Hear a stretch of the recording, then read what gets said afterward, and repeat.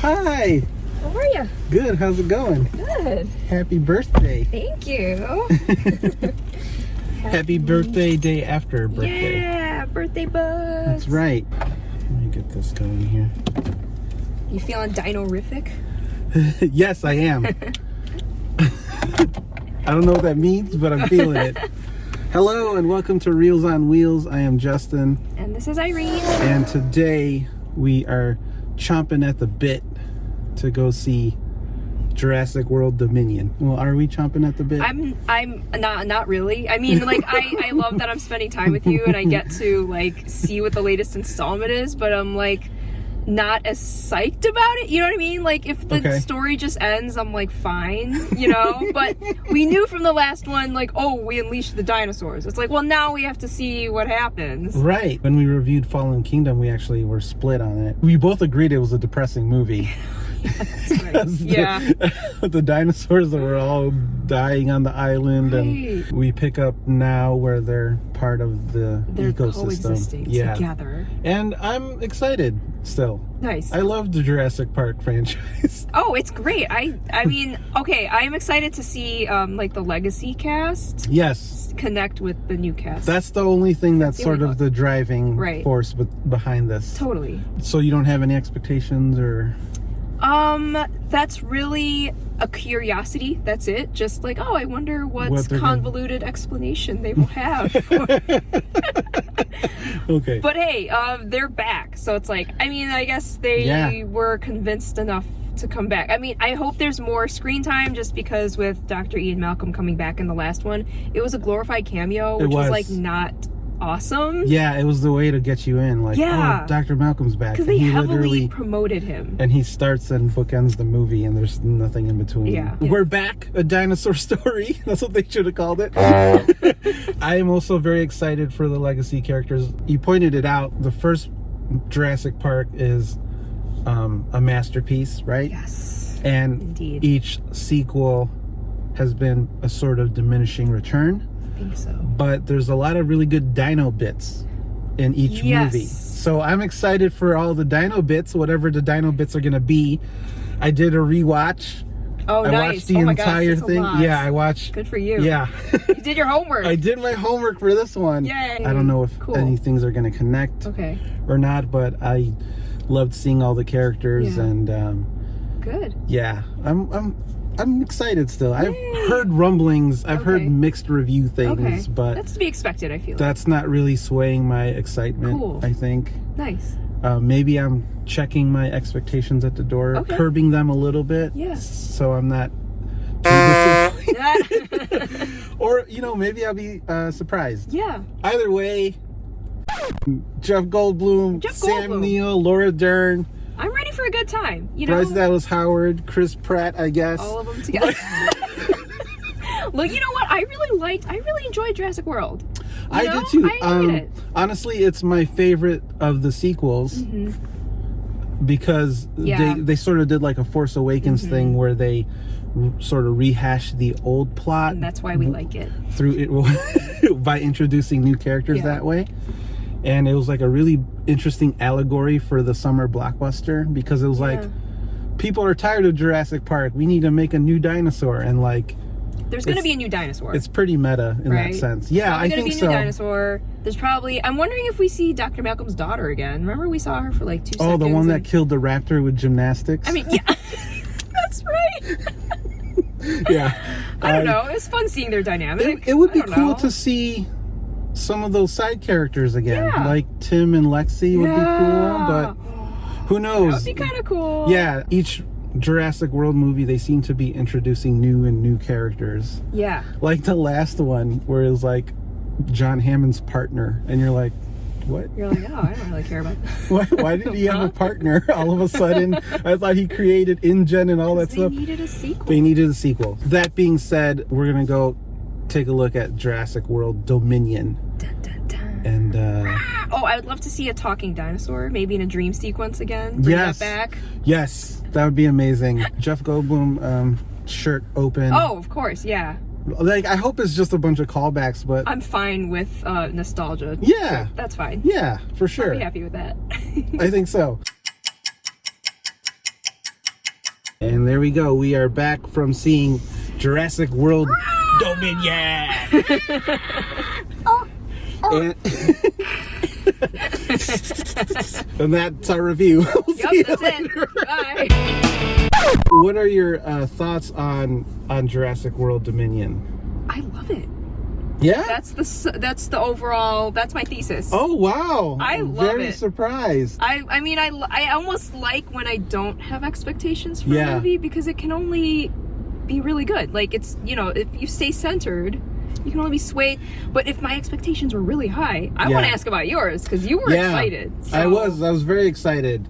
And I feel like the legacy characters really kind of held the movie together for me. Mm-hmm. Like, anytime they were on screen, I was very excited. Yeah. And they earned it. It wasn't like it just worked. They really focused on the Ellie Sattler and Alan Grant relationship, and there's a conclusion there. Yeah. And there's a lot of stuff happening. There's so much. Okay, so let's break it down. I mean, you knew that they were going to bring the two teams together. What did you think when we were starting to establish each character and where they are? I didn't know where it was going. Yeah. I forgot about the clone daughter. Oh, really? And I didn't realize. What? But you saw the movie. I know, and I forgot. Like, that's how bad Fallen Kingdom is. Like, it just escapes me. We didn't talk about it earlier, but yeah, there's a clone daughter of Hammond's partner Lockwood, and that's what caused the separation. And then she actually plays a bigger role in this movie because her DNA is important. And then there's like locusts and stuff. There's a lot going on. I was very attuned to, very skeptical, almost like, where are they going? Yeah. How much of it can I believe, and how much can I like let go of, you know, the suspension of disbelief? How bad?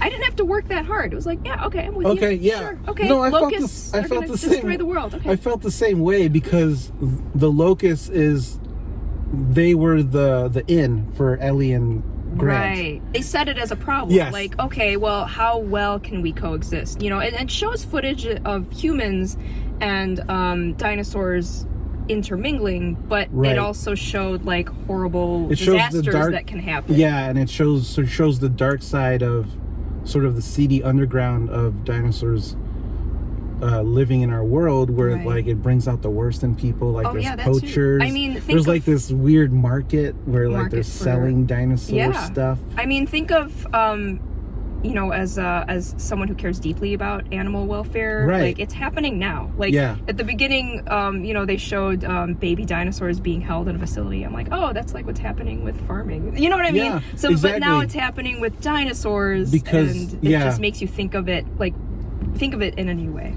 It is a real like sort of animal issue, and that's where the original characters come in and get into the mix. And then there's a side story where you find out that Blue has a baby on her own. She reproduced on her own because life finds a way.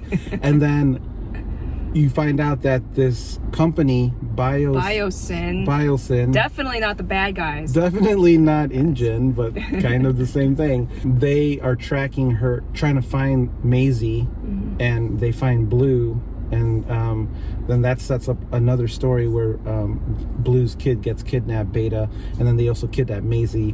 So now Claire and Owen have to figure her out, and that's where the two I mean, they have to rescue their adopted daughter. And that's where the two characters collide. Legacy characters in the new set. Yeah. And in between all that, that's where all the fun sort of dinosaur action stuff happens. And they try to lay in some science and sort of this ecological terror that's happening. The locusts were created in order to control the world's food supply. Yeah. But B.D. Wong's character didn't mean to do that.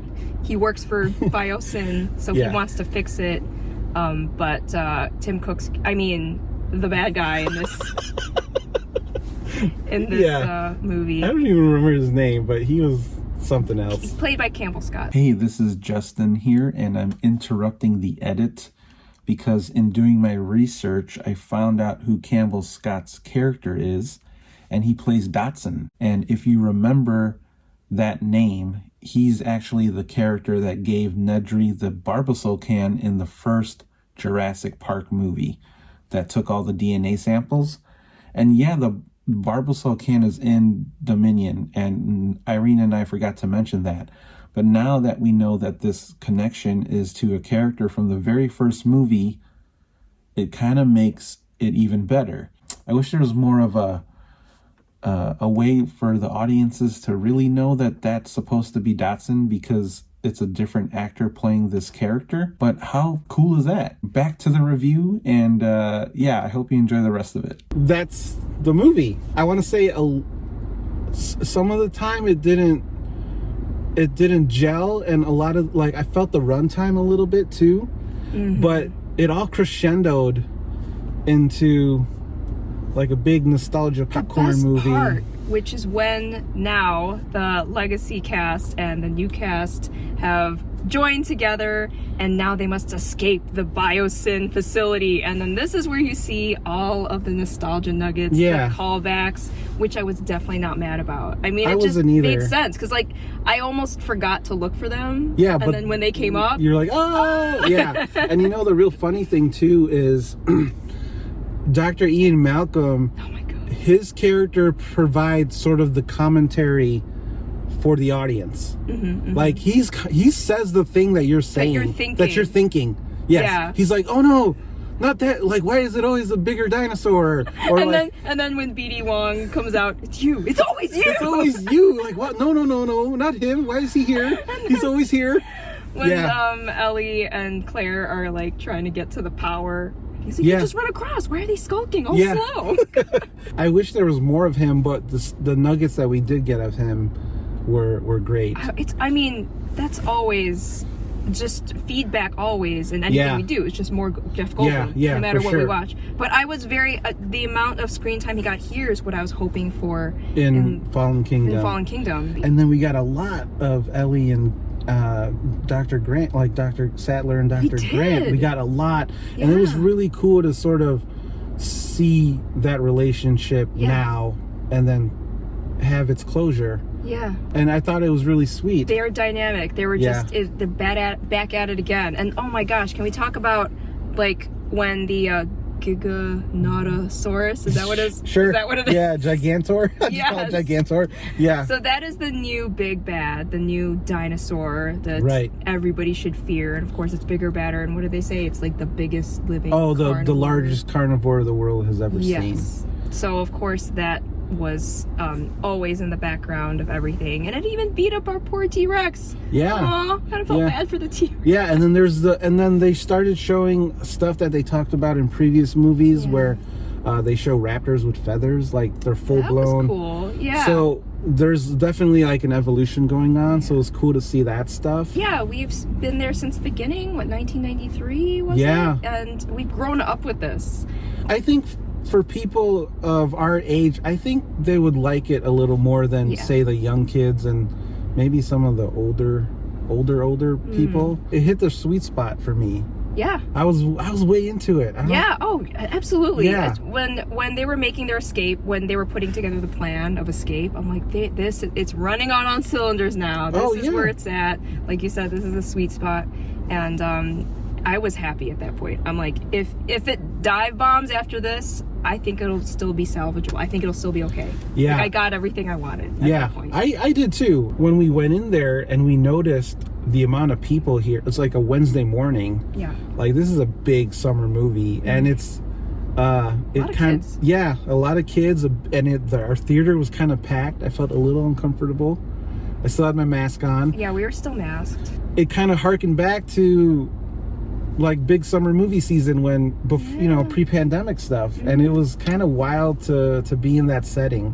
Yeah. So that totally goes to show that people really want to see this, kind of big summer popcorn film. It is kind of about just getting the gang back together, getting the new gang, hang out with the old gang, and it was just enough for me to be satisfied. They do say in the trailers it's the end of the Jurassic era. The closure that we got, though, I felt like was more character driven than anything. I mean, the dinosaurs are still out there, there's nothing wrapped up about that.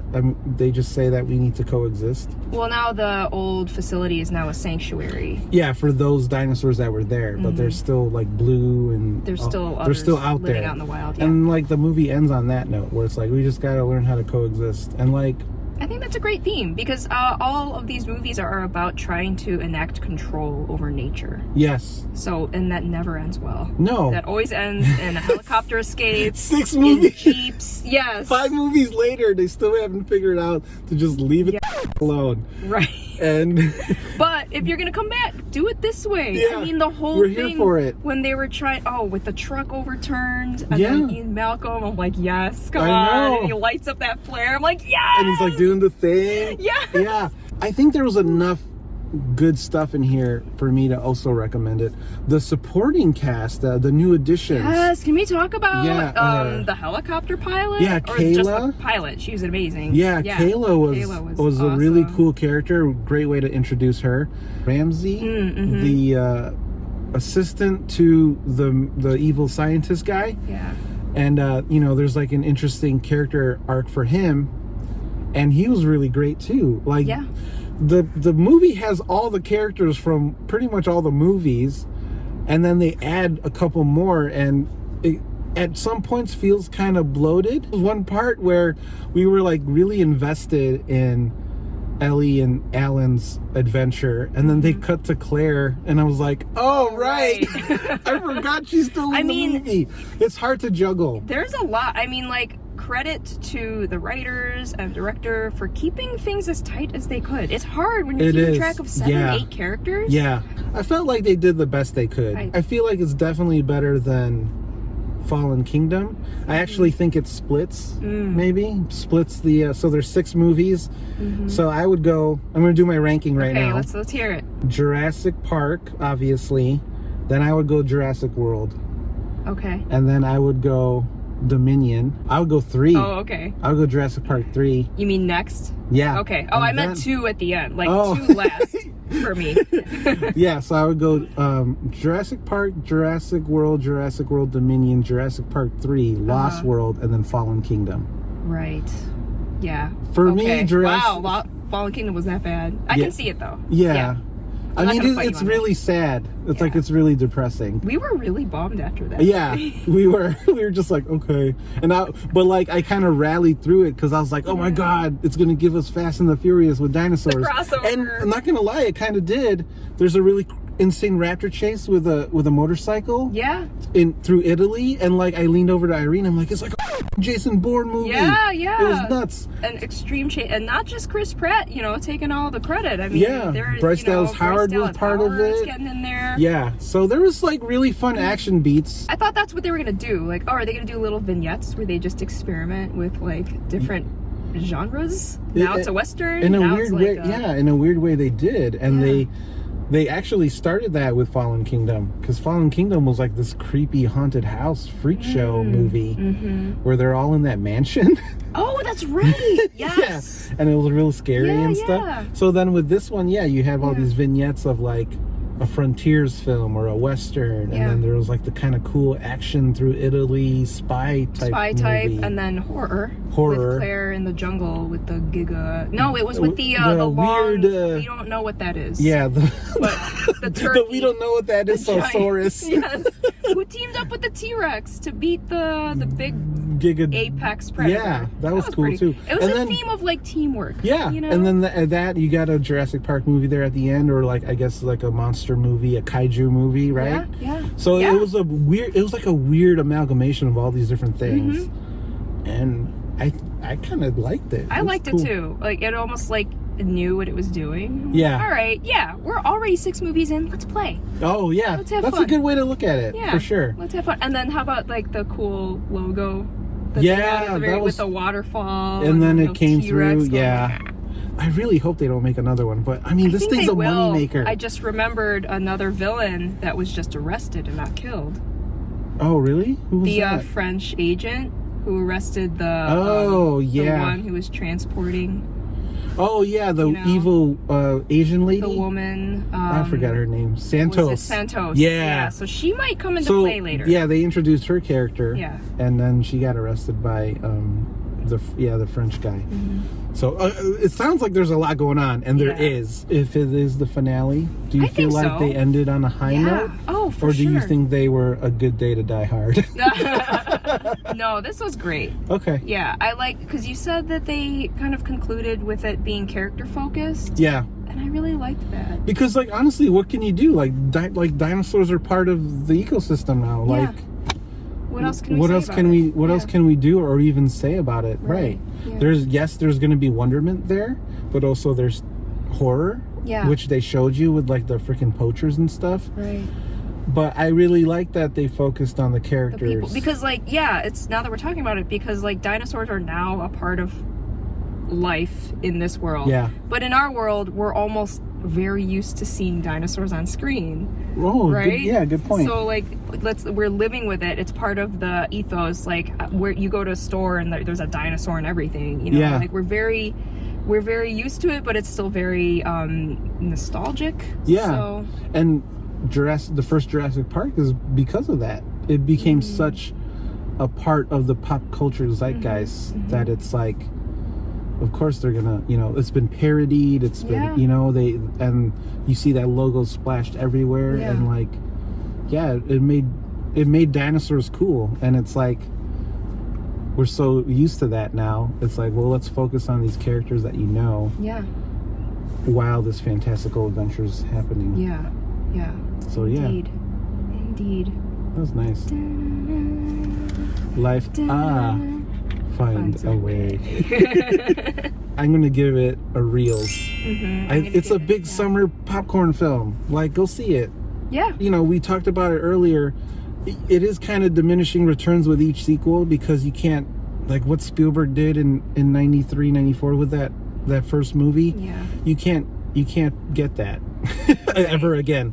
And that's these sequels are sort of products of what, like, just that. Yeah. They talk so many times in these Jurassic World and Jurassic Park sequels how you can't replicate an original, and they're talking about the dinosaurs. And then you take it outside of that and it's the same thing. You can't really replicate that first movie, right? but you can try. Lightning in a bottle. Yeah, exactly. You can try, and some people might like it and some people not, but for this one I thought it was really fun, so Yeah.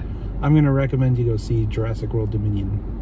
Yes. Yeah. I give it a reels. It's a great time, especially if you've been there since the beginning. It's got dinosaurs. It's got action, chase scenes. Really go for the legacy characters. Yeah. It's so good to see them on screen Yeah. again. It's so fun. It looks like they had a good time making the film. So. Yeah. They had the shirt moment. That I really didn't think. Like, I didn't think we'd get that. No. I thought that the talking dinosaur in the dream was a far reach, but we got the shirt. At least we got the shirt. That was When the amazing. funny thing was it was the opposite. He like buttoned it up. He did? Because it was like exposed, and he was like, oh. Somebody's like, hey, shirt. Go see it for Jeff Goldblum. I was already ready to just see it for him. Yeah. And then But when you they got said much more out of it then. much more. That's yeah. great. Yeah. So there you go. Go see it. For Reels on Wheels, I have been Justin. And this is Irene.